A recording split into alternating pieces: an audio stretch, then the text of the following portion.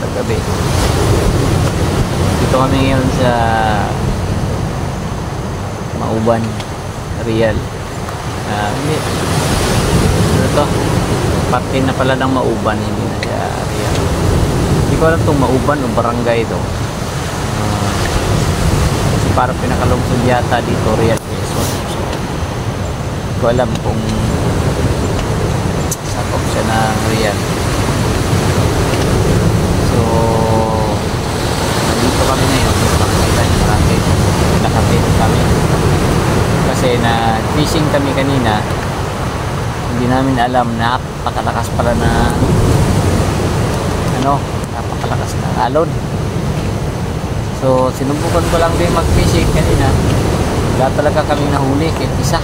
Wala rin kumakagat kasi hindi mapapansin yung yung pamain mo ng isda gawa ng grabe ang alon. So yan, pakita ko sa inyo yung tips namin.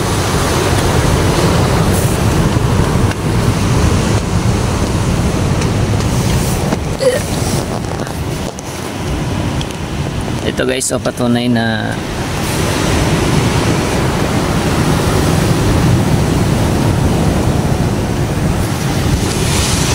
ito guys, patunay na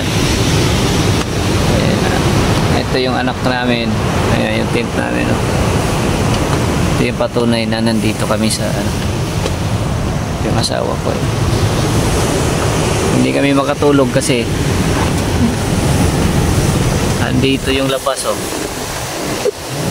Dagat na yan dyan. Yung puti na yan, solar. Kita ko yung dagat. Asan yung flashlight na? Ayan mo flashlight. Yung flashlight kang malakas. Ha? Oh. Hindi. Wala yung flashlight guys, nasa kabila. So may kasama kami na dun. Nakikita ninyo. Kung naririnig ninyo guys, dagat yan. Yan, ginagawang pier na dito kami sa mag-asawang bato. Yan, dagat yan, oh. Dito kami sa may puno ng kahoy. Nagpubli kami dito. Yan, puno ng kahoy yan.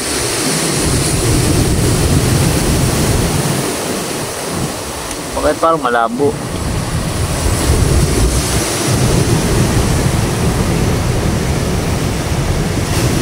Yan guys, parang malabo yata yung pag ayan o, kahoy o. Dito kami, nakatago kami dito.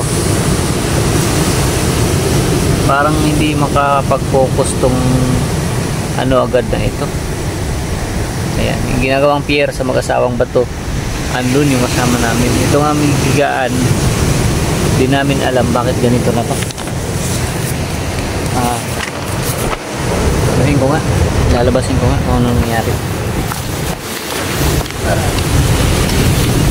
Wait lang guys, hindi kami makatulog kasi sobrang lakas ng hangin. Ayan, ito kasama namin. Ayan guys, yung kasama namin. So ang amin, ito na. Grabe lakas ng hangin. Malakas kasi ang hangin guys, kaya tumatabingi na yung aming Ayan yung higaan namin, oh. Bakit napakalapit? Ayan, higaan namin. Nakabur kami dito sa hangin. Tinitingnan ko kung bakit parang naging tabingi naman yung aming higaan.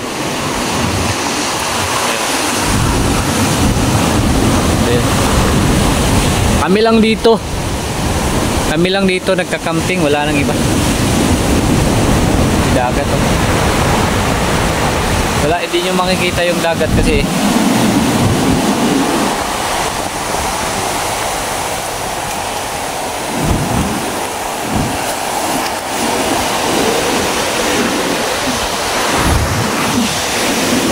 so kami lang dito guys, wala nang iba.